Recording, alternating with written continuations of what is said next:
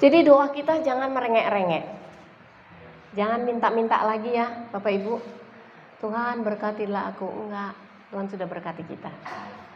Gak usah takut, Tuhan aku minta kontrakan, pasti Tuhan kasih. Saya kecil-kecil gitu loh. Kalau berdoa saya cuma bilang begini, masuk ke kamar. Waktu itu saya gak punya baju. Saya cuma bilang gini, Tuhan saya gak punya baju mau melayani. Saya tahu pasti saya punya. Tiba-tiba suami saya sakit, ditransferin orang duit. Dia gak pakai berobat sembuh, keluar sendiri batu ginjalnya. Waktu dia pipis di kamar mandi, ceprat, dia teriak-teriak, saya lah beli baju ke mall. Tuhan itu kayak main-main gitu loh, membuat kita terkagum-kagum.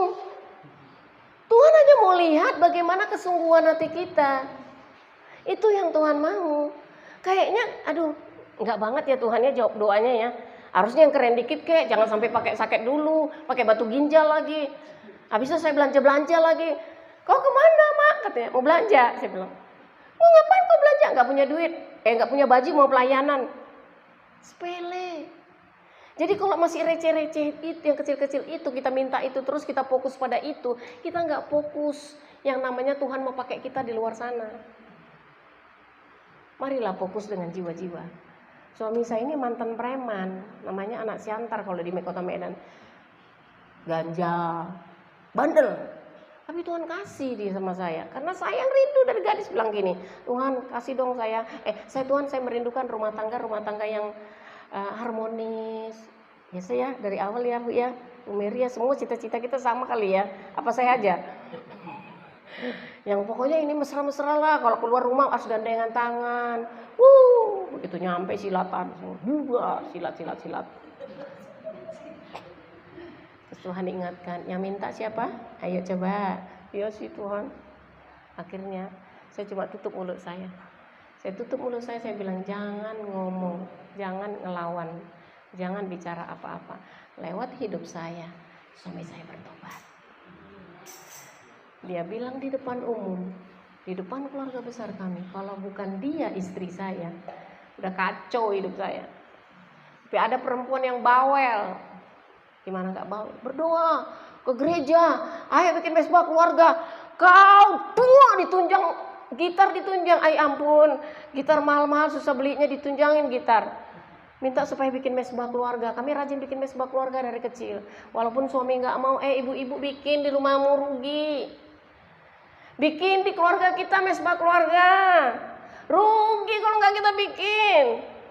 Saya cuma bilang sama anak saya, Mama dan Papa tidak punya warisan untuk ditinggalkan, tapi warisan ini adalah mesbah keluarga untuk kau teruskan nanti di rumah tanggamu.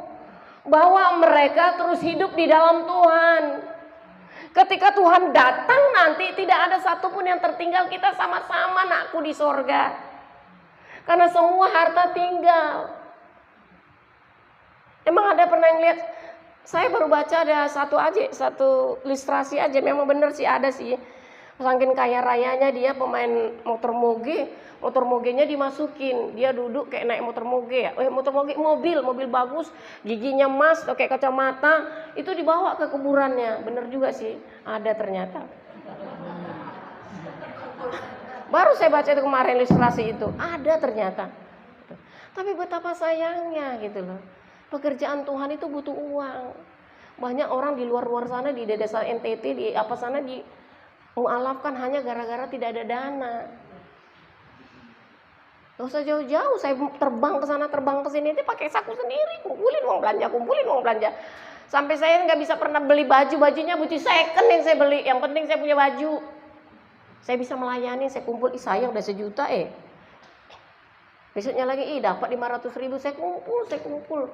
Buat saya nggak terlalu penting yang namanya hidup bermewah-mewah, bukan nggak boleh Bapak Ibu. Jangan salah ya, maafin saya ya. Bukan nggak boleh. Tapi amat terlebih kita memperhatikan pekerjaan Tuhan supaya apa? Di situ juga kita sudah ikut melayani.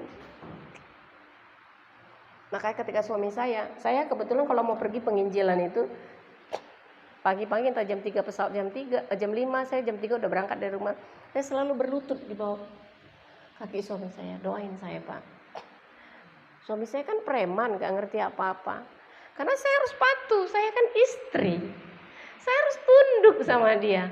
Walaupun saya hamba Tuhan lebih rohani dari dia, lagi-lagi saya mau katakan saya harus tunduk sama dia. Saya harus tunduk sama suami saya. Sekalipun saya lebih rohani. Waktu saya tunduk, suami saya ketawa geli. Dia ludahin tangan. Simsalabim, saya bilang. Pak, nggak boleh gitu. Yang mau didoakan hamba Tuhan mau melayanin. Oh gitu ya mak. Kayak mana aku mak? Nggak pandai, aku pandai. Berkatilah aku. Seperti apa doanya? Aku memberangkatkan istriku. Sertai dia. Cukup. Lama-lama karena dididik, dipimpin. Jadi kalau kami melayanin ada tetangga yang stres mau bunuh diri. Ayo kita berdoa. Gak pandai aku. Ayo kita berdoa. Kau pegang lakinya, aku pegang bininya. Susah kali. Masa aku ngobok-ngobok suaminya orang, ada kamu. Apa gunanya ada kamu? Ajarin ya mak. Udah nanti belajar di situ sendiri. Akhirnya bisa. Enak Bapak Ibu kalau kita melayanin suami istri. Siapa sini yang mau suami istri? Enak. Memang malu-malu awalnya. Terakhirnya nggak malu-maluin sih. Pasti bisa kalau kita sepakat. Pasti banyak mujizat yang terjadi. Kita semua pendoa kan di sini? Pendoa kan? Minta sama Tuhan. Pasti bisa Bu. Saya dulu nggak bisa apa-apa jadi bisa. Saya cuma bilang begini. Tuhan kasih yang spesifik sama saya. Apa yang Tuhan mau taruh di hati saya? Apa yang Tuhan mau inginkan dalam hidup saya? Bawa aku Tuhan, supaya lurus jalannya, supaya orang banyak terjadi di sana mujizat hanya karena Tuhan lewat hidupku. Dibawalah saya awalnya menjadi pendoa, kemudian saya menjadi pengkhotbah. Kalau kita mau, sekali lagi saya Tuhan tambahkan. Tapi kalau kita nggak mau, bagaimana mau Tuhan tambahkan? Nak, cuci dulu piring ini. Lah mama nyuruh-nyuruh aja. 1 biji ya mak. Cuci 1 biji, taruh. Kok nggak ditaruh di rak piring? Syukur deh aku cuciin. Ya, sama dengan kita juga begitu. Tuhan kayak nggak tahu aja, orang aku nggak bisa ngomong. Aduh, aku juga punya apa-apa. Makan aja belum, masak aja belum. Saya paling lihai namanya kerjaan rumah. Besok pagi mau pergi, malam saya kerjain semuanya. Saya nggak punya pembantu. Ligat saya. Besok pagi saya mau ke daerah Bogor, pagi saya udah naik kereta api ke Bogor. Karena saya tahu Tuhan saya luar biasa. Saya penyakitan Bapak Ibu. Saya punya asma kronis. Tapi tidak itu yang menghalangin pekerjaan Tuhan dalam hidup saya. Saya tahu saya gagah. Saya cuma bilang begini, Tuhan, Laskar Kristus akan jalan. Ketika saya jalan, saya berdiri. Hanya Tuhan yang memampukan saya. Karena Tuhan perisainya membentengi saya. Jadi ketika kita berjalan, ditemukanlah orang kesurupan. Ditemukanlah orang yang namanya jadi singa, jadi ular, jadi apa. Kita takut. Enggak. Kita punya kuasa. Makanya bangun hubungan doa kita dengan Tuhan dengan benar. Ketika kuasa itu ada, cuma kita bilang sambil teriak. Orang tanya, kau dari mana? Orang tuh Pantai Selatan ya. Ditanya, iblis ngobrol. Gak usah diajak ngobrol, iblis gak penting. Iblis diajak ngobrol. Bagi para pendoa jangan tanya.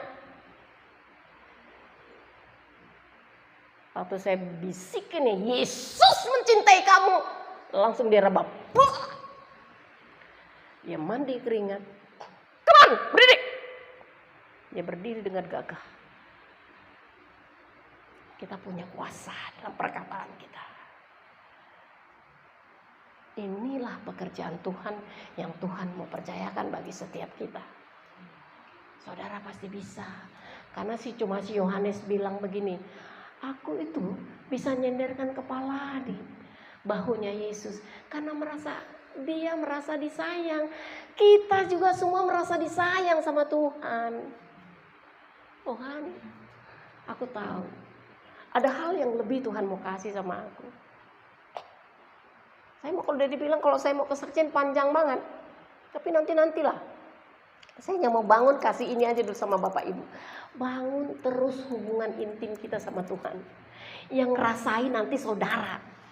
Baru kapan-kapan nanti kita cerita. Ih keren Tuhan. Ih keren Tuhan. Jangan nanti kita udah mau sakit. Udah gini-gini. Tuhan mau dong aku melayani. Ya elah kasih sisa-sisa sama Tuhan. Jangan kasih sisa-sisa sama Tuhan. Kasih yang terbaik.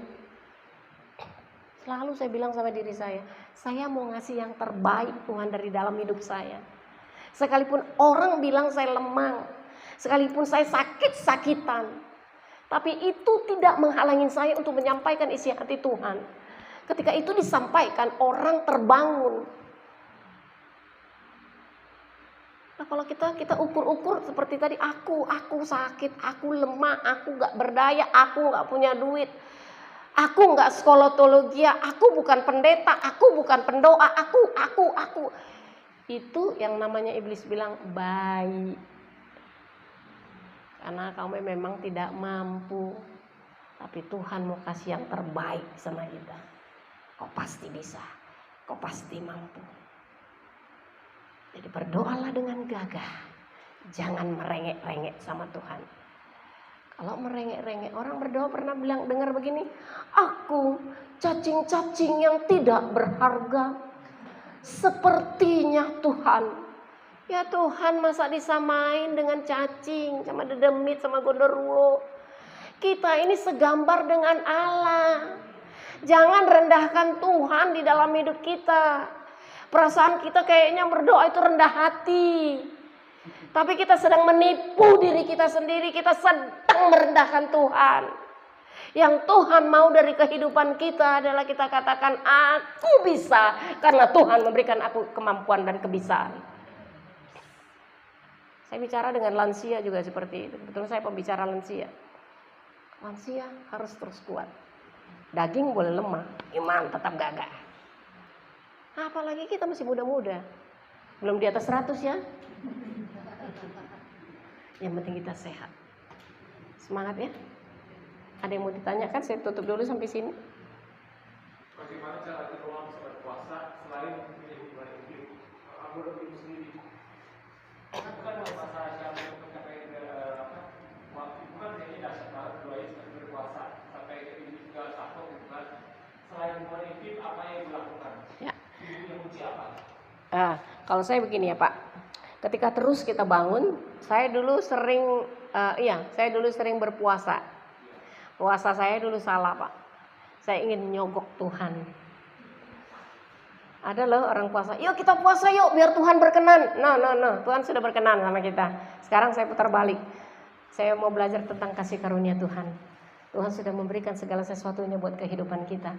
Ketika saya bangun hubungan intim dengan Tuhan, saya bilang, Tuhan, aku semakin ingin merendahkan hatiku lagi. Aku ingin menyangkal diriku. Bukan aku untuk menyogok Tuhan, tapi aku sadar kelemahanku ini. Aku ingin minta kekuatan dari Tuhan double porsi. Mari Tuhan berikan aku kemampuan. Dan ketika itu kita akan merasakan sendiri Pak. Ada kekuatan power yang ada di dalam kehidupan kita.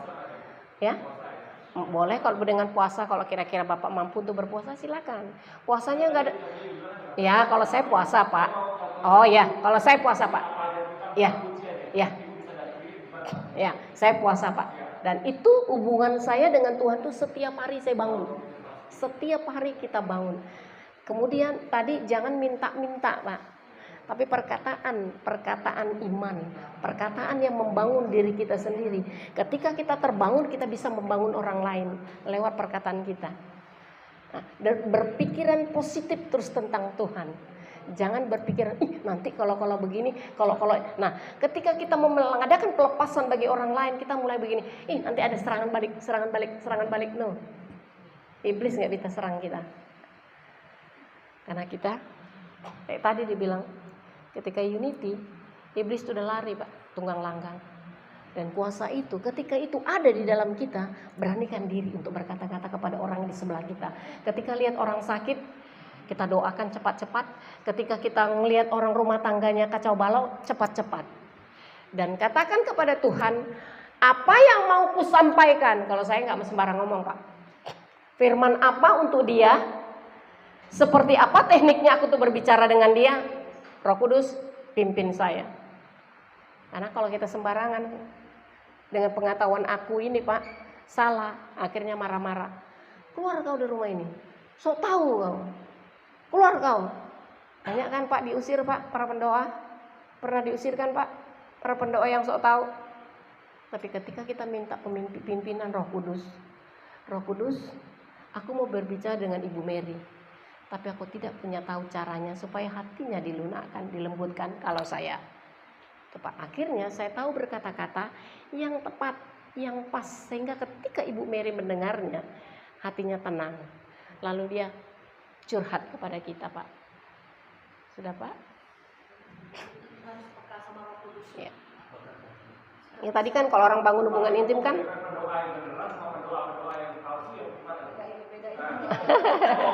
kan tadi kan ya itu kan tadi kan saya udah bilang Pak pendoa, kan saya udah bilang pendoa yang benar tadi kan Pak, nggak usah kita ngaku-ngaku aku ini pendoa loh. Aku udah ada penglihatan loh. Ini loh Pak yang dibilang palsu-palsu itu Pak. Masih aku ini loh, aku udah ada penglihatan. Kemarin aku makanya sikap kita harus dijaga kalau sebagai seorang pendoa, supaya kita juga memberkatin orang. Saya juga suka marah Pak, tapi marahnya marah yang tepat. Enggak, kalau emosi saya enggak. Saya marah yang tepat. Artinya gini, saya orangnya on time, nggak bisa terlambat. Kalau ada mau pelayanan kemana, jam segini harus datang, jam segini harus datang. Terus kalau berkata, iya saya akan bantu kamu, harus saya bantu. Kalau saya tolong kamu. Kalau saya bilang nggak bisa datang. Kalau saya ikut, saya bilang ikut. Tepat janji. Itu pendoa, semua kehidupannya dibaca orang. Itu Pak.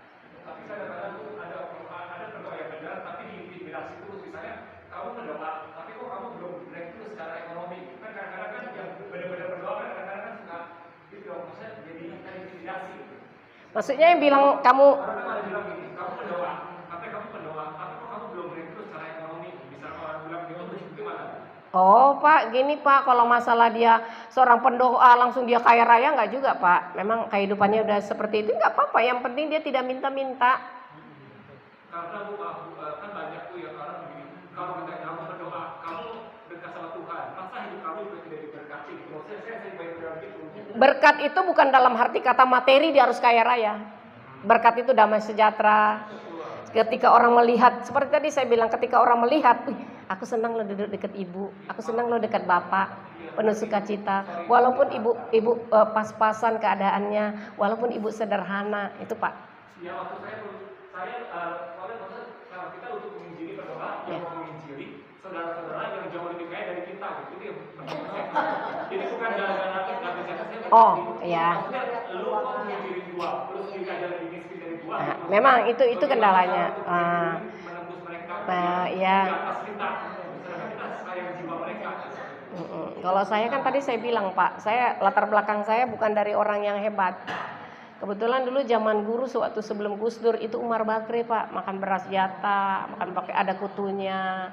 Tapi ketika saya bilang sama Tuhan, saya pendoa, Tuhan tidak permalukan diri saya. Dan Tuhan naikkan sedikit demi sedikit derajat saya. Dan kita para pendoa jangan bau ketek. Pele ya. Yang bau ketek orang dodoin orang. Kalau namanya suka ketek, mau gue pisan. Iya Rexona Pak. Itu juga penting, penampilan harus dijaga lah Pak. Bersih lah dikit. Ya kan? Bagaimana nanti orang-orang kaya pembesar-pembesar sana kita gaya, aku lo pendoa Pak, tapi begitu kita jalannya rambutnya acak-acakan ini Kak. Pak, udah kok saya bilang baju saya kan kebanyakan saya beli Pak. Gak mampu beli. Buat saya uang itu lebih penting saya kasih nolong orang, nyokolain anak orang. Bagi-bagi sama orang dibanding saya pakai untuk saya ini. Toh juga sama, saya tetap cantik ya Pak. Ya gitu Pak. Jadi nggak harus baju kita harga jut-jut terkejut. Ternyata utang Pak di sana. Pendoa loh Pak, utang kredit loh Pak. Ya elah. Yang begini ini jangan. Jadilah kita berkat surat terbuka yang dibaca orang. Akhirnya Pak, ketika saya udah naik karena saya dandan sendiri, saya beli spray yang murah yang 16.000, saya sasak sendiri, lipstick yang murah-murah saya pakai sendiri. Gagal Pak, sendal orang harga 500.000, harga 100.000 Pak, 35.000 lebih penting Pak.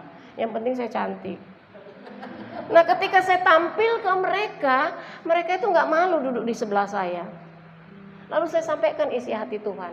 Waktu saya bilang begini, ada yang mau didoakan Amang, Bapak, dia udah pangkatnya, udah jabatannya udah bagus. Oh iya, mendoakan saya begini, saya lagi sakit, ini saya. Saat ke dompetnya sakit. Kita berdoa buat dia. Lama-lama itu merembet Pak.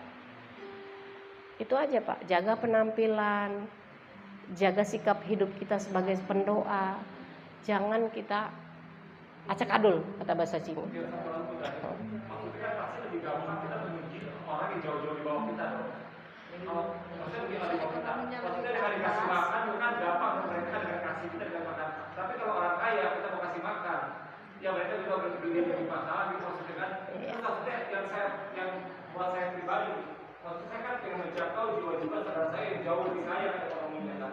Sedangkan mereka melihatnya kan mereka tahu, maksudnya mereka tahu mereka keluar. Tapi mereka tahu ada damai sejahtera di saya, tahu pada kami. Tapi tetap aja, lu nginjilin gua, lu aja yang ada lebih kaya daripada gua. Makanya saya juga bilang, tapi kita ada damai sejahtera gitu. Maksudnya kuncinya apalagi? Ya. Yang Tadi Bapak kurang simak. Ketika kita mau menginjilin orang Pak, contoh nih, Tuhan aku rindu untuk melayanin koko saya, koko Edi. Tapi aku Tuhan takut ditolak. Bawa aku sama dia Tuhan koko Edi. Ketika aku dekat dengan dia, aura positif akan transfer ke dia. Damai sejahtera yang di dalam diriku akan transfer ke dia. Ketika aku berbicara, berkata-kata, dia terima. Perintahkan aja Roh Kudus. Kita kan punya power di dalam diri kita. Kita punya kuasa. Saya duduk Pak, setelah saya naik. Orang Batak itu banyak orang yang berhasil Pak. Duduk di mana yang paling enak, di situ tempat saya Pak. Seluruh pejabat seluruh Indonesia di mana tempat yang paling bagus, saya duduk di situ Pak. Suami saya duduknya belakang kali. Nanti kalau udah selesai acara saya cari mana suami saya. Kalau udah makan Pak, saya urus dulu dia makan apa enggak. Sekalipun saya di atas gagal saya Pak. Tapi tetap saya turun, Pak. Kau di mana? Udah makan belum? Belum. Karena dia duduknya di belakang. Saya di depan. Jadi orang yang punya kuasa, punya power Pak. Jadi kita nggak usah takut para pendoa. Tuhan yang bawa sesuai dengan porsi kita. Nah kalau kita diri kita aja nggak bisa kita percaya, bagaimana kita mau dipercayakan Tuhan? Percaya dulu dengan diri kita bahwa Tuhan memberikan kita kuasa dan kemampuan. Setiap perkataan yang keluar dari mulutku tidak pernah kembali sia-sia. Itu Pak yang paling penting. banyak sekali kan kesesambahannya. Ya. Saya bukan takut pada kesesambahan, ya bukan. Tapi maksudnya apakah cuma bisa dengan begitu? Apakah yang harus dikuasain, harus diikat dulu yang membelenggu diri dia, atau bagaimana cara untuk bisa menarik dia supaya bisa mau masuk ke firman? Oh, saya paling nggak takut Pak kalau namanya ada sesembahan kayak manapun banyaknya nggak penting buat saya itu Pak. Karena kan saya anak Tuhan, anak raja di atas segala raja. Ketika saya jalan itu tadi Pak, kita punya kuasa. Saya cuma bilang ini semua nggak punya kuasa. Ketika aku berkata-kata kuasa yang ada di dalam mulutku ini lebih besar, bisa menangkap, merubah hati dia. Satu kata saja Tuhan minta dari Tuhan. Minta. Kalau kita nggak minta, penyertaan itu. Karena Tuhan mau kita spesifik mau minta apa. Spesifik itu penting. Iya. Supaya kita next level. Kalau kita nggak minta, bagaimana sih Tuhan, kita masih ragu-ragu. Bagaimana sih Tuhan aku mau ngomong sama dia. Bagaimana sih Tuhan mau diterima aku, penampilan kita juga kita rubah. Kalau kita mau naik ke atas penampilan kita rubah. Baik luar dalam tuh kita rubah. Cara bicara kita. Cara bicara loh dirubah. Jangan sombong karena kita lebih dekat sama Tuhan, kayak kita yang pegang kunci sorga. Orang itu nggak double-doublenya doang. Pendoa banyak loh begitu. Iya. Udah saya bilang tadi kan banyak karena dia terima tamu udah lama di gereja kita ya Bu ya. Nggak ada ya? Nggak ada. Nggak ada ya. Kayaknya dia yang paling kudus, yang lain kudis. Nah ini yang kadang-kadang kita nganggap remeh Tuhan itu. Tuhan itu dahsyat dan luar biasa. Yang penting kita mau mengalaminya. Puji Tuhan, ada lagi? Iya. Tadi kan dia bilang kan nggak perlu doa untuk peperangan di alam roh, ya kan? Ketika udah satu orang percaya itu udah kumpul semua. Oh ya pas kita lagi kumpul unity begini. Nah ini kan baru-baru ini kemarin ada satu tempat gitu ya daerah Bojonggede, mungkin ibu tahu ya. Itu kan rata-rata markas dari FPI, LDII gitu ya. Sampai dibikin ibadah, tiba-tiba itu udah selesai ibadah, besok kamu nggak boleh bikin lagi ibadah. Nah itu gimana? Untuk mengatasi, jadi supaya next untuk bulan-bulan berikutnya gitu ya. Terus kayak kemarin juga di Tunas Depok 1 dibilang gitu, Bu kalau mau bikin doa boleh, tapi pelan-pelan. Nah sementara kan kita kalau deklarasi itu kan nggak mungkin pelan-pelan, gitu kan? Misalnya dengan iman ya, pasti ada power. Misalnya kalau misalnya 3 orang, 4 orang aja mungkin suaranya ini kan, tapi kalau udah 15 orang itu kan nggak mungkin pelan ya. Cara itu mengatasi. Kalau saya gini ya, bukan saya bilang gini tentang nanti kita lagi apa tiba-tiba FPI datang. Artinya yang tadi saya bilang kita lagi mau ibadah nih, mau ibadah. Kami usir, kami tengking. Kita prioritaskan simbolisnya, iblisnya. Artinya kita ketika kita kumpul di sini kita bilang kami mau menikmatin Tuhan anugerah Tuhan, kebaikan Tuhan, kemurahan Tuhan di tengah-tengah ibadah kami. Lebihnya si iblis mau datang itu nanti, saya tahu ada maksud Tuhan untuk jemaat yang di tempat itu. Saya tahu semua. Bu, saya sering kali Bu ngadepin yang namanya 2 truk terus saya khotbah di atas gunung, semua saya khotbahin mereka Bu. Kadang-kadang masuk Tuhan supaya kita menceramain mereka. Ada maksud Tuhan supaya kita, kalau kamu tidak terima Yesus sebagai Tuhan, lo nggak berani Bu. Tapi karena itu kerusuhan, mereka datang 2 truk, saya berani. Ada keberanian sama saya, enak aja lo. Lu suruh gua khotbah pada hari itu. Berani saya, 2 truk pakai serban putih semua. Kan yang suruh kan mereka. Tuh kita minta khotbah. Jadi saya nggak capek-capek penginjilan. Nggak usah ke Suria kita Bu. Penginjilan aja di situ. Ketika engkau menutup anak-anak Tuhan sedang berdoa, maka diberkatinlah engkau. Dimanapun engkau berada, engkau akan digelisahkan selama engkau tidak menerima Yesus Kristus adalah Tuhan. Cukup. Puluhan orang dengar, ratusan. Nggak usah capek-capek saya khotbah di atas gunung. Situ aja saya khotbah. Jadi kadang. Nah, makanya pemilik ya di Ciganjur itu kami orang itu pindah-pindah. Saya sering banget dipanggil orang HKBP untuk mimpin mereka. Saya cuma bilang, terkadang Tuhan izinkan persoalan itu datang supaya kita makin serius sama Tuhan berdoa. Kalau lau-lau terus iman percaya kita, doa kita nggak naik kelas. Tinggal bilang, ini Tuhan sedang mau pakai kamu, tenang asa kamu supaya kamu semakin tertanam. Halo Bapak Ibu, kita perlu tertanam di dalam Tuhan. Orang yang tertanam itu akan mengalir ke sana kemari, akarnya akan kuat. Ketika badai menyerang, topan menerang, kita nggak jatuh. Mau dikatain kek, si Kismin lewat, si jelek lewat, si bokete lewat. Emang gue pikirin, kita udah kuat. Bukan itu lagi level kita. Untuk mendengar perkataan-perkataan itu, enggak. Kita mendengar bagaimana Tuhan mau mempercayakan kau hebat, kau kuat, kau mampu. Jadi ada maksud Tuhan untuk keluarga itu supaya mereka semakin kuat berdoa berseru sama Tuhan. Dan semakin menjadi, enggak usah contoh seperti ini kita. Bagaimana supaya tetangga tidak menyetujui itu kita berdoa di sini teriak-teriak. Enggak harus teriak, Tuhan datang. Orang saya sering kali berdoa, itu air mata udah, tisu udah habis segulung. Kira lah, nggak usah teriak-teriak Bu. Tuhan sudah hadir. Tuhan kita nggak tuli-tuli amat lah. Makanya Pak Agus bilang, nggak usah pakai orang kayak orang Kristen. Masuk ke kamar aja cuma panggil Bapak, tolong kami. Kalau orang itu kan, wah, teriak dulu. Gereja bawang putih itu sampai ininya, lehernya kenceng-kenceng gitu loh. Tapi kita kan enggak kan? Apalagi Bu, masih kurang puas.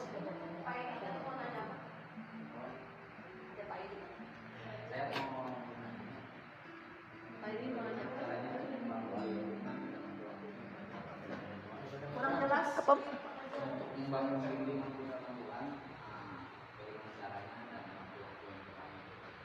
Membangun keintiman dengan Tuhan, ya. Ya, waktu-waktunya ya Pak. Sebenarnya Pak, kita membangun hubungan intim dengan Tuhan itu nggak ditentukan harus bangun pagi, siang, malam. Kalau Bapak nggak bisa pagi itu repot, malamnya udah tidur jam berapa? Saya senangnya malam Pak. Bangunlah setiap hari.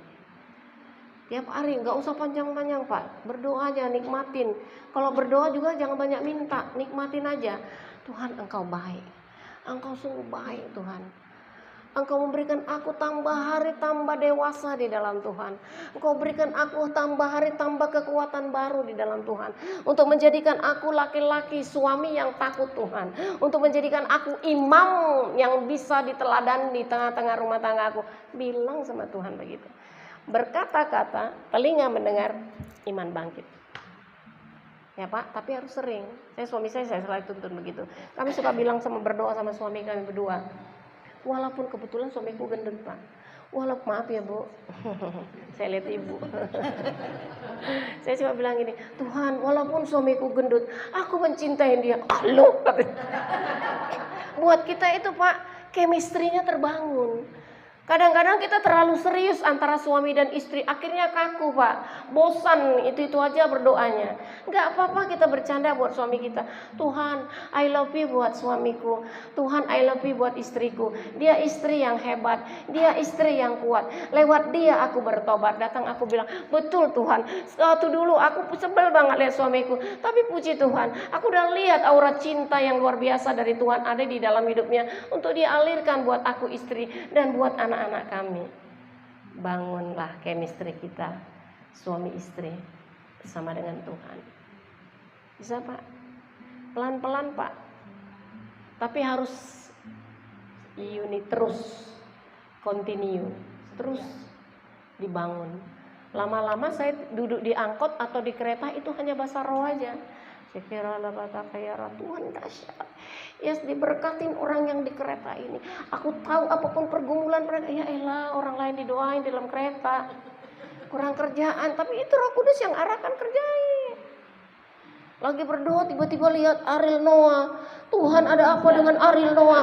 Aku memberkatinya Tuhan. Aku tahu Tuhan satu jiwa yang bertobat untuk Tuhan. Walaupun hari ini dia belum percaya, tapi aku percaya damai sejahtera ada pada dia. Saya sering kali kayak pendoa itu kadang-kadang kayak orang gila ya Bu. Mendoakan yang gak kita kenal, yang kita gak tahu. Tapi itulah pekerjaan Roh Kudus.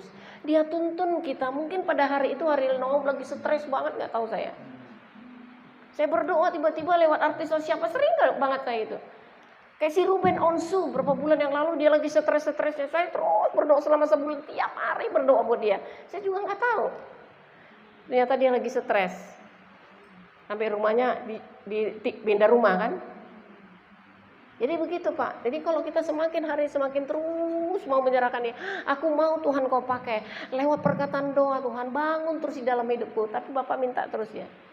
Minta sambil bangun diri. Jangan mintanya dalam arti kata gini merengek-rengek tadi Pak. Tuhan tolonglah aku Tuhan. Jadikan laki-laki hebat. Itu namanya merengek-rengek Pak. Tapi kalau Bapak bilang begini, Tuhan aku pasti bisa, aku laki-laki yang kuat, aku laki-laki yang hebat, aku bisa bertanggung jawab karena Tuhan yang memberikan aku kekuatan dan kemampuan untuk membesarkan dan mendidik anak-anakku.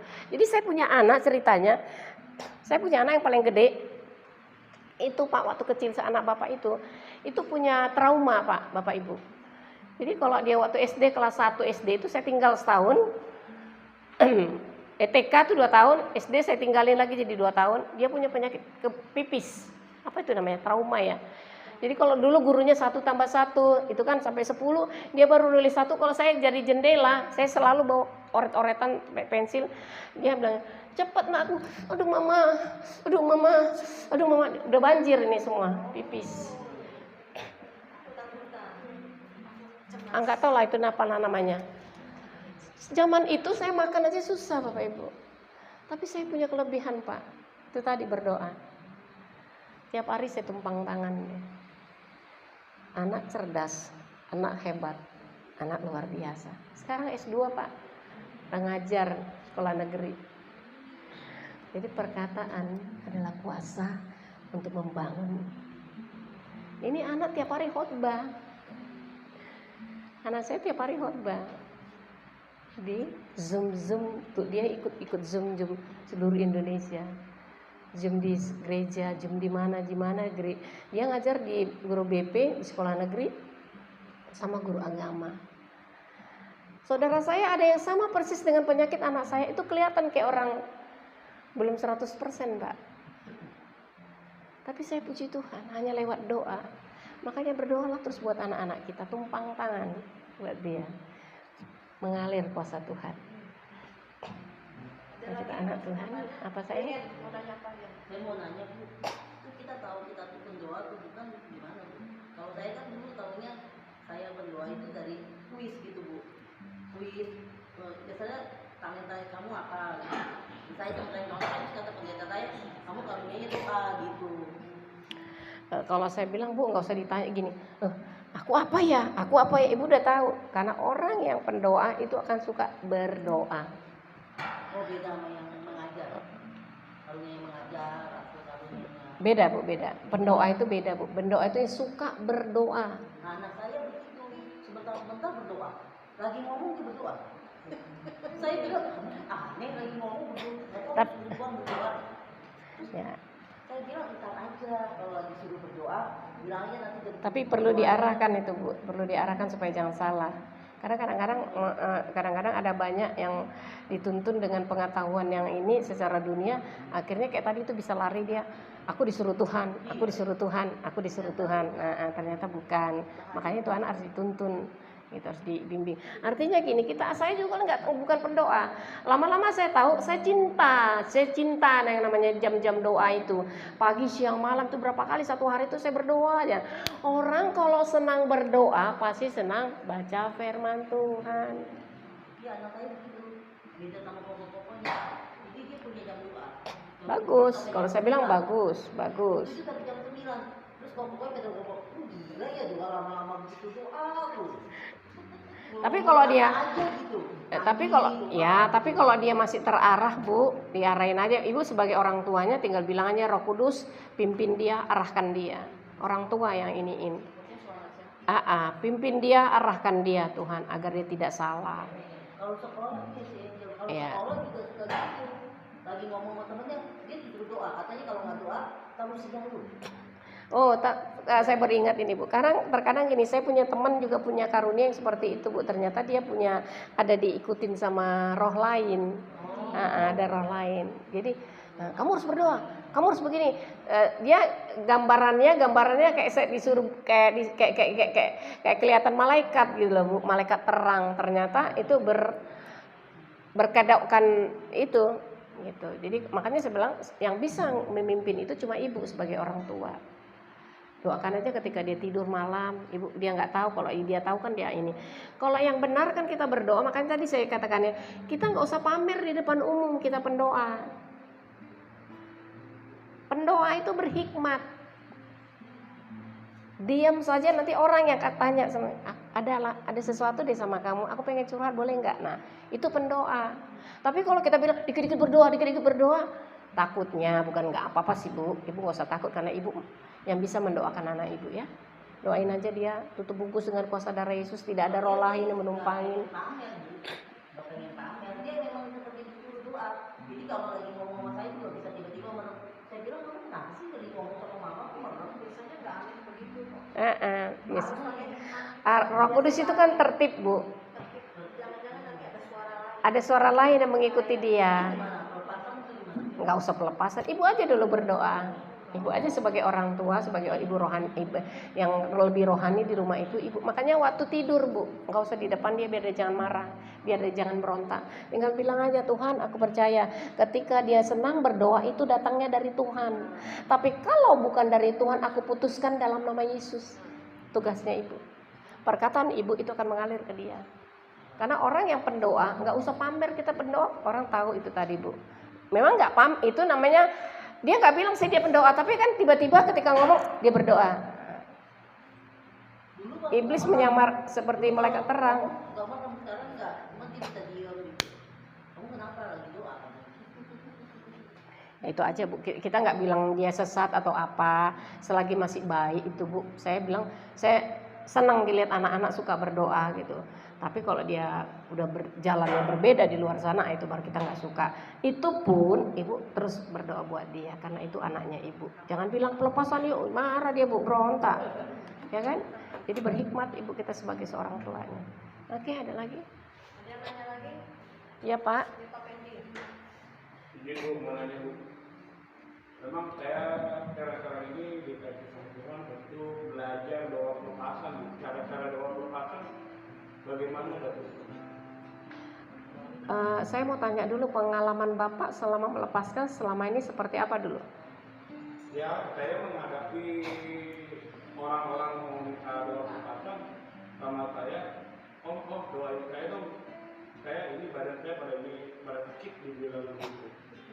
Kayak besok nih minggu saya ketemu sama orang ini kayak orang ideal, ya, orang muslim minta didoain sama saya, dia berani ngadu ke saya, dia minta doain. Saya kalau sedikit-sedikit suka pingsan, sedikit-sedikit suka pingsan. Itu bagaimana caranya? Oh, kalau kayak gitu minta kuasa dari Tuhan, minta hikmat pak. Nah, tadi dari awal saya bilang setiap apapun yang kita kerjakan, minta tanya dulu sama Tuhan. Tuhan, apa yang mau saya lakukan? Saya mau ngomong apa sama dia? Jadi ketika saya bahasa saya itu dia mengerti, dan ini kita waktu berdoa sama dia connect. Tuh, Pak. Paham nggak Pak? Ya Pak. Pokoknya kalau saya bilang saya sama Bapak pasti beda, sama Ibu beda kita ini caranya gitu. Tapi ketika di tempat kita dihadapkan dengan seseorang seperti itu, minta hikmat dari Tuhan. Tuhan, hikmat-Mu menyertai aku. Apa yang harus kusampaikan lebih dahulu sama dia? Nah, mungkin Bapak dialurkan contoh seperti gini. Tuhan mengasihimu loh. Tuhan sayang sama kamu. Kalau dibilang kami di Nabi Yesus, tapi di kalian tuh Nabi Isa tuh. Ya, Nabi Isa tuh sayang sama kamu. Kamu kalau percaya sama Nabi Isa, mukjizat pasti terjadi. Nah, itu bisa lancar, Pak.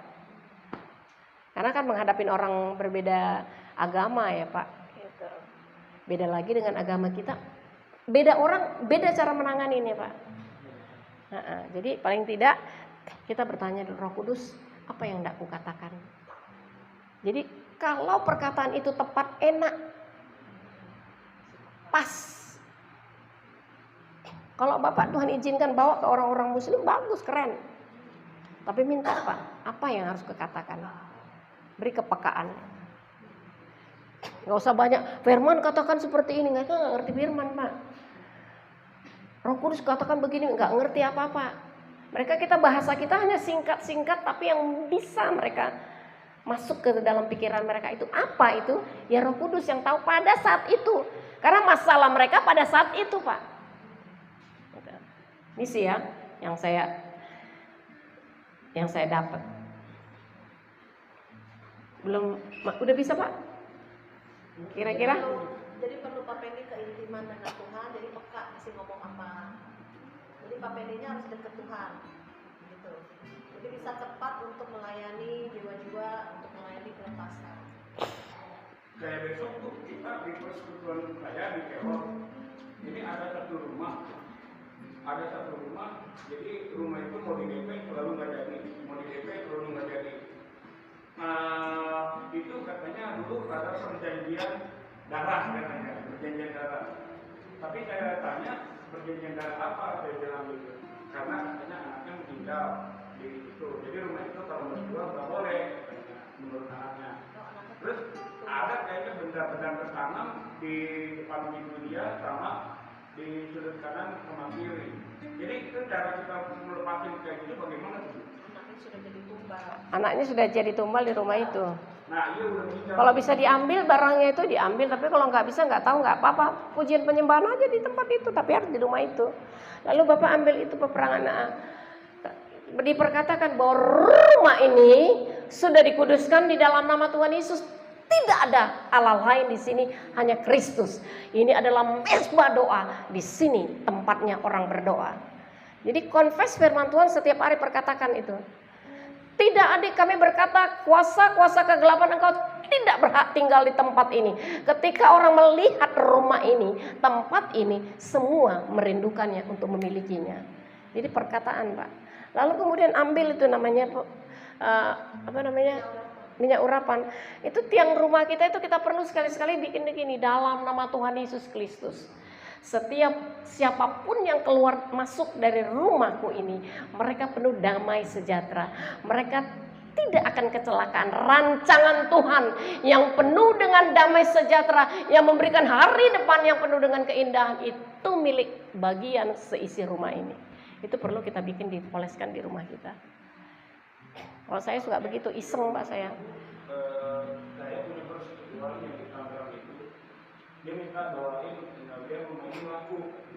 Dia kan banyak utang, jadi dia mau bayar utang, rumah itu mau dijual, dibilang gitu. Nah makanya saya bilang, ini di rumah ini ada benda-benda yang tertanam nggak? Saya bilang gitu. Dia belum ngaku, tapi kita udah ada hati kayaknya rumah ini ada kayak benda-benda tertanam gitu di depan itu. Bisa dibongkar kan gitu. Karangan dia. Tapi kalau saya sih secara pribadi ya Pak, memang satu-satu ya, jual rumah itu kan secara ini kan gak gampang ya Bapak Ibu ya. Jual rumah itu bisa hari ini, bisa besok, bisa 10 tahun lagi. Karena Tuhan tahu kebutuhan kita yang paling tepat. Menurut saya butuh kali uang ini. Saya punya teman begitu, kuliah anaknya dulu cepet-cekek dia. Ternyata sebulan depannya dia dapat rezeki, rumahnya sampai sekarang gak jadi terjual. Malah dia bilang, aku bersyukur gak terjual rumahku itu. Nah, terkadang begitu. Jadi pilihan-pilihan itu juga kadang-kadang itu tadi Pak. Karena kita pendoa. Ada orang selalu mendewakan pendoa. Kalau sudah didoakan, pasti pendoa bisa mendoakan ini langsung terjual. Enggak juga kali Pak. Dilema buat kita para pendoa kalau seperti itu. Enggak harus itu terjual. Saya sering kali berdoa enggak laku-laku Pak. Ya berarti kan bukan Tuhan izinkan kan? Enggak dikendakin Tuhan itu rumah terjual Pak. Gitu. Banyak saya doain rumah enggak terjual. Gitu. Belum Tuhan izinkan. Nah setelah 2 tahun saya dengar itu rumah udah laku. Baru saya kasih tahu ke saya. Kapan itu rumah laku? Baru sebulan yang lalu. Sementara saya doain udah 2 tahun lebih. Jadi memang satu, jangan kita merasa tertuduh Pak. Itu aja sebagai pendoa. Terus kita jangan seringkali begini, ini ada apa di rumah ini? Apa yang ditanam? Ada yang gini, gak usah sok-sokan. Kadang-kadang kita pendoa begitu. Biarin aja mengalir. Mau apa kayak itu lar beludak apa? Aku punya kuasa kok. Udah injak di dalam nama Yesus. Ini tidak ada apa-apa di tempat ini. Semua clear dalam nama Yesus Kristus. Iya, taburin aja minyak urapan dalam nama Yesus. Kami mengurapin rumah ini. Sudah dikuduskan. Siapapun yang akan membeli rumah ini penuh dengan damai sejahtera melihat rumah ini. Itu aja Pak. Supaya Bapak jangan tertuduh. Kok gak laku-laku? Katanya pendoa. Kok gak laku-laku? Katanya pendoa. Ya elah. Gak tidur Bapak nanti. Satu lagi. Iya kan? Kita membedakan penglihatan yang dari bukan Tuhan. Misalnya ini orang indigo gitu. Ya penglihatannya. Karena banyak sekali ada teman ya. Ya. Dia kan ini enggak. Jadi saya mikir ini penglihatannya dari Tuhan atau bukan. Hantu. 2 Bu. Tuh hantu. Tuhan apa hantu? Ya 2. Balik aja. Jadi kadang gini. Yang datangnya dari Tuhan itu adalah damai sejahtera, kebenaran, damai sejahtera, sukacita. Lebih dari itu datangnya dari setan. Kalau kita melihat itu akan membawa damai sejahtera bagi yang mendengarnya. Dulu saya pendoa begitu, Bapak Ibu. Teman saya ini suka kali ngelihat, Ibu Ana, rumah ini tadi saya lihat di atas itu loh Bu, lemarinya. Ada 2 kuntilanak kecil-kecil Bu, lari gila main-main Bu, tepuk-tepuk begini Bu. Ya elah kau kali. Ame-ame, belalang, kupu-kupu. Dia praktekin lagi. Ya elah, dalam hati saya lebay. Pendoa itu, Bu, dia selalu melihat yang baik, dan pendoa membangun. Membangun seorang pendoa, bukan melemahkan. Tadi aku melihat engkau, Ibu Mary, ada awan hitam di atas kepalamu. Lemas. Dia datang ke gereja bukan bawa sukacita, buat damai sejahtera pulang ke rumah, dia lemas. Akhirnya sakit-sakitan. Ngelihat hantu. Udah diintimidasi. Kita lebih dari Tuhan. Lagi, Bu? Terus kemarin kan juga ada apa namanya, dia bilang saya lihat ini lihat itu gitu.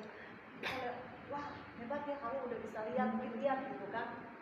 Nah kemudian saya baru tahu kemarin kejadiannya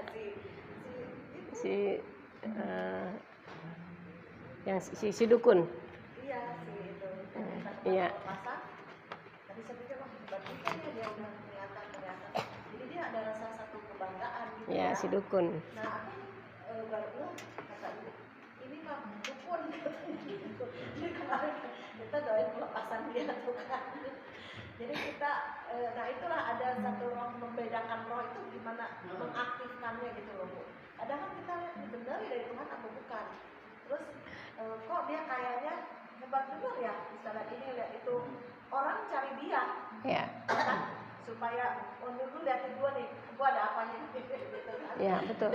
Karena orang sekarang kan lagi cinta-cintanya, liatin gua dong. Saya saking dulu suka melihat, penglihatan saya tajam banget. Teman saya berantem jam 12 malam, saya di rumah tahu semua kejadian itu. Pagi 5:30, kenapa kamu? Kenapa kamu tadi malam, coba cerita, ada apa? Dia tahu, kok kamu tahu ya, kata. Itulah. Kalau seorang pendoa itu akan connect satu sama lainnya. Jadi kalau kita pendoa sendiri-sendiri, itu bukan pendoa buat saya. Kalau pendoa bangun chemistry, itu akan berkait. Bu, semangat Bu. Contoh, ibu siapa namanya? Ibu Esther. Nanti percaya deh, adikmu yang di sana pasti terima Yesus. Kalau hari ini dia membangkang, Ibu Mary bernubuat. Itu namanya pendoa. Kalau kita hanya datang-datang show-show, hanya berdoa, nggak usah, pulang aja. Bangun aja diri di rumah. Capek, habis ongkos. Saya selalu bilang sama pendoa saya, kita menjadi pendoa itu jangan asal-asalan. Ibarat nendang bola, gawang di sana kita tendang, gitu, tendang sana, tendang sini, tendang sana. Gawangnya di sana, woi. Bukan di samping kanan kiri, woi. Sana, woi, gitu. Baru mereka sadar, iya ya. Kita harus nendang bola benar-benar. Come on Tuhan, aku percaya. Ketika aku berjalan pasti mujizat terjadi di sana. Ketika aku melihat yang tidak mungkin pasti bisa mungkin, pasti dan pasti Tuhan kejadian. Masa tuaku, sama saya berdoa bertahun-tahun nih. Masa tuaku adalah masa tua yang berbahagia. Aku melihat kebahagiaan itu di dalam diri suamiku dan itu dia praktekkan buat aku, istrinya. Dulu kita mula-mula gandengan kalau keluar rumah, selalu gandengan. Dulu kalau gandengan kita Bapak Ibu, pas ada tetangga yang lewat yang sepuh, pas saya gandeng gitu kan, pas dia lihat, nah dia gitu kan, tetangga bilang gini, tangannya katanya nggak, jangan gandengan, malu dilihat orang tua. Saya bilang, ya elah, kapan kita praktekkan kemesraan ini, janganlah cepat berlalu. Akhirnya kita selalu bergandengan kemanapun. Ibu si Rosi tadi dia bikin di WA Bu. Kemarin dia katanya mau pergi kemana sama suaminya. Turunlah naik kereta. Yang satu arah ke kota, yang satu masuk ke Bogor. WA, Pak kamu di mana? Ya kau di mana duduknya? Aku arah kota, aku arah Bogor. Berantem. Karena suaminya di mana jalan, istrinya di mana jalan. Gara-gara handphone Bu. Ini panggilan dari sorga. Artinya begitu Bapak Ibu. Bangun chemistry kita bersama dengan suami. Saya selalu bilang suamiku yang dahsyat. Dia bilang istriku yang luar biasa. Suamiku yang hebat. Kami akan berdua nanti bersama anak-anak. Kami akan di sorga bersama-sama memuji Tuhan. Perkatakan tiap hari.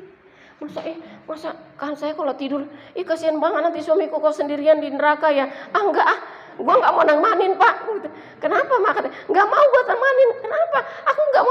di neraka, aku mau kau ada di surga sama aku. Iya deh mak, mau deh mak. Dipeluk. Kita sama-sama ya Pak ya. Bukan perbuatan baik kita yang menyelamatkan kita, tapi kerinduan hati kita itu yang Tuhan lihat. Tuhan gak lihat masa lalu kamu. Yang Tuhan lihat hari ini ketika kamu bertobat menyerahkan diri kamu.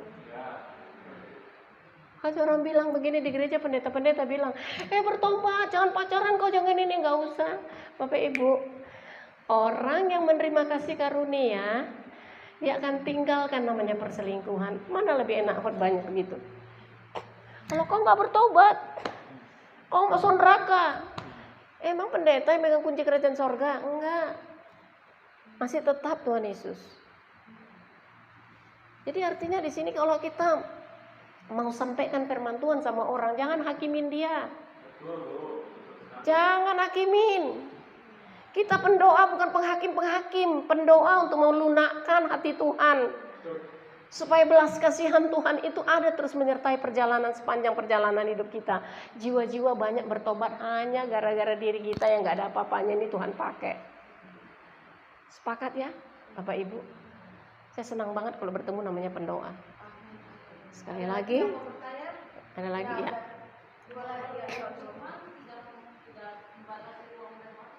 Ya betul sayang. Nah saya ada kesaksian tuh.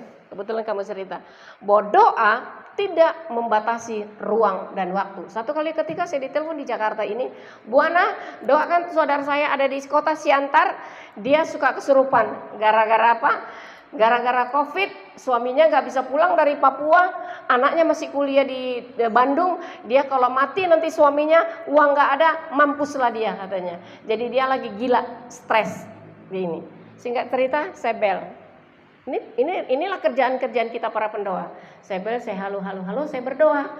By phone dibuka Bu, video call. Ibu kenapa? Udah Ibu gak usah ceritakan kesusahan Ibu, tapi ceritakan kebaikan Tuhan menyertai kamu. Kamu adalah wanita kuat, kamu wanita hebat. Ketika saya berkata-kata itu dia pingsan. Gitu-gitu. Saya bilang, Bu, kamu bukan kesurupan, kamu stres. Kita bisa bedain. Kamu stres. Gara-gara stres kamu dimakan pikiran kamu. Tapi hari ini aku berkata, aku bilang sama anaknya, "Mamamu kenapa?" Dia bilang stres gara-gara takut nggak ada uang. Karena kami semua kuliah. Papi kami lagi ada di Papua, nggak bisa pulang. Jadi mami ketakutan, nggak punya uang. Jadi ini juga perlu kita bagi buat orang lain. Saya waktu diutus Tuhan ke Manado, saya berdoa sama orang Depok, itu by phone. Kita bahasa roh by phone.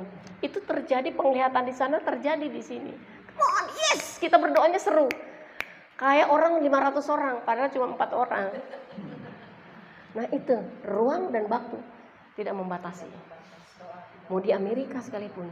Come on, kau sembuh. Aku berkata kau sembuh. Perkatakan dengan perkataan iman. Tuhan kasih kuasa buat kita. Jangan takut, tapi imani. Ayo sayang. Ada satu pertanyaan, mungkin udah sering ya. Kita kalau di sini ya, saya berasal dari Padang. Nah di gereja Padang itu kebanyakan kalau di gereja orang tuh nggak mau jadi pendoa. Ada satu statement perkataan yang berkata begini, nggak usah jadi pendoa, nanti kamu babak belur. Gitu. Apakah memang seorang pendoa itu bisa babak belur? Padahal kan ini kita dikasih otoritas, kasih kuasa, kasih urapan. Tapi ada yang ngomong, ini pendoa yang ngomong ke saya, pendoanya langsung. Anda sini, saya kamu bagus. Aku berdoa, babak belur katanya. Benar nggak? Ya, itu Bu, karena dia babak belur, kenapa? Dia pakai dengan kekuatannya sendiri, Bu.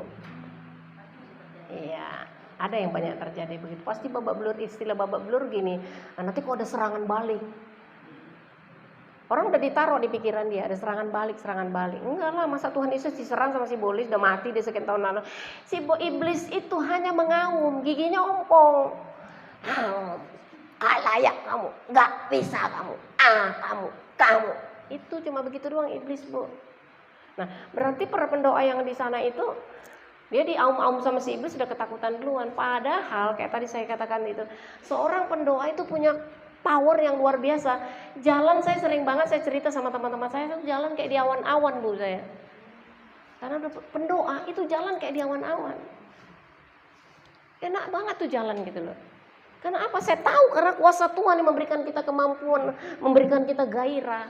Fisik boleh lemah, wajah boleh pas-pasan, tapi iman powerful di dalam Tuhan. Itu Bu. Iya, dompet pas-pasan. Iya. Naik angkot jalan kaki no problem. Yang penting kita powerful gitu. Semangat 45. Ya, para pendoa bangunlah itu. Enggak usah takut terintimidasi. Jangan takut yang namanya kau tidak mampu, pasti dimampukan asal minta pimpinan Roh Kudus. Bangun setiap hari jam doa kita. Jangan putus-putus, jangan minta-minta tapi terus confess firman Tuhan. Aku bisa, aku mampu. Pasti banyak jiwa dimenangkan lewat kehidupan. Tuhan Yesus memberkati kita. Haleluya. Oke, kita angkat satu pujian Ibu. Ini. Ya, puji nama Tuhan. Silakan duduk Bapak Ibu yang dikasihi Tuhan. Saya mengucap syukur ya hari ini kita boleh belajar semua. Bukan hanya 1-2 orang, semua jadi pendoa. Kenapa? Seorang pendoa itu hatinya dekat sama Tuhan, intim sama Tuhan. Ya, telinganya selalu ada di dadanya Tuhan Yesus. Jadi tahu apa yang Tuhan inginkan ya. Dulu saya juga bukan pendoa. Tapi jangan dipisahkan pendoa dengan anak-anak Tuhan atau orang Kristen. Semua anak Tuhan itu harus bisa berdoa. Yaitu tarik napas. Ya, kalau tidak berdoa, berhenti napas. Mati. Ya, saudara. Jadi kita jangan pisahkan pendoa dan anak Tuhan biasa. Mungkin baru jam-jam doanya baru mau memulai. Ini udah lama jam terbangnya, ada yang 5 jam, 6 jam. Wah, saya terkagum-kagum nih, doa 6 jam katanya. Ya, tapi saya aja nggak nyampe 6 jam, 2 jam. Tapi terus ya kita semakin melekat ya waktu dimanapun kita berada, baik di busway, di mungkin kereta api, lagi masak, apapun hati kita terus berkomunikasi dengan Tuhan, dengan Roh Kudus ya, belajar ya. Dan juga tadi kesaksian Yohana yang tadi di Depok ada tempat doa terus diserang sama FPI ya. Sebetulnya ini saya nggak yakin ngadain lagi kumpul di tempat ini. Saya pikir saya berbulan-bulan nggak di tempat ini karena ini tetangga sebelah komplain. Tapi saudara tahu, pada waktu kemarin terakhir datang lagi ternyata udah pindah saudara. Bukan saya yang ngusir saudara. Kadang datang marah-marah di depan sini loh. Pakai kalung salib lagi saudara. Saya diem aja, nggak bisa ngomong saudara ya. Jadi volumenya saya kecilin ternyata Tuhan yang berperkara, ternyata dia pindah. Bukan saya yang usir loh saudara ya. Mungkin dia pindah tempat yang lebih bagus atau gimana ya. Dan kita pun jarang di tempat ini, nggak sebulan sekali. Malah stop sampai berbulan-bulan ya. Dan saya percaya juga kita di tempat ini semakin kuat, semakin dewasa ya. Belajar dari yang lebih senior. Ini Ibu Ana 61 tahun. Saya kenalnya baru aja loh Bu, tapi kayaknya terbangun chemistry itu kayak ini orang kayaknya betul. Pendoanya bagus, maksudnya peka lah gitu.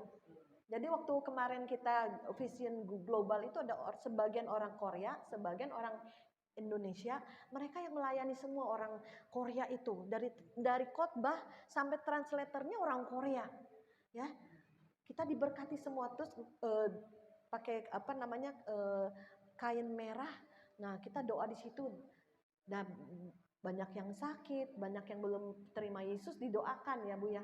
Terus ada teman kami, saya nggak sebut namanya siapa ya.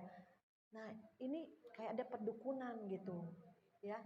Saya bilang ini si Bu Anda tahu aja ini dukun gitu. Jadi kita ini juga, saya juga, ayo. Saya tatakin dia, wah-wahnya terus lama sampai keluar. Udah anak-anak saya tahu saudara di depan dia, wah kan saya doa keluar. Habis doa puasa Daniel urapan kuat kan, keluar dalam nama Yesus, keluar. Waduh, bener saudara, lewat doa puasa itu ada urapan dahsyat loh. Jadi kita bisa nolong orang, bantu orang untuk melepaskan dari roh jahat. Itu tujuan kita berdoa puasa bukan hebat, gue punya kuasa. Bukan, nolong orang. Bantu orang yang terikat, bantu orang yang lemah. nolong mereka, doakan mereka. Ada yang sakit kita doakan. Cimaria, saya ini latah katanya gitu kemarin, siapa yang dari Depok. Saya doakan beberapa orang latah sembuh. Karena dia ngomong, Cimaria nih yang didoain, Cimaria tuh sembuh. Oh puji Tuhan, saya bilang. Itu Tuhan pakai saya untuk mendoakan mereka. Nah tapi latahnya haleluya, puji Tuhan. Wah saya bilang dalam hati ini latahnya bener nih, gak apa-apa deh. Nanti kalau pas lagi di bis kecoel, haleluya puji Tuhan, penginjilan katanya. Dia bilang penginjilan di bis di mana. Tapi saya tanya, Esther gimana nih latahnya haleluya puji Tuhan. Perlu diusir nggak, ditengking nggak, atau kita doakan? Perlulah karena capek, katanya suka dikerjain orang. Akhirnya mau Bu didoakan ya. Saya juga didoakan tangan Ibu ada kesembuhan. Ayo kita praktek ya, nggak saya doang semua. Karena 9 karunia roh itu harus bergerak di akhir zaman ya saudara. Karena saya juga tahu nabi-nabi palsu juga melakukan mujizat-mujizat yang dahsyat. Ya, nanti akhir zaman aja bukan penuaian, akan terjadi revival anak-anak Tuhan. Ya, dibaptis Roh Kudus banyak semua nanti. Tapi saya juga baru terperanjat. Nanti nabi-nabi palsu pun mengalami revival. Waduh, saya bilang nabi-nabi palsu makin banyak di akhir zaman. Hati-hati saudara. Jangan sampai kita tersesat dan menyesatkan orang lain. Jangan, oh dia hebat tuh. Oh dia hebat tuh, jadi kagum sama manusianya, ya. Jadi terheran-heran nih, ayo kita ikut dia, ayo kita ini dia. Kemarin juga sempat kita ngobrol ya, kita nih kadang diskusi, betul satu dengan yang lain harus tersambung, betul kata Ibu.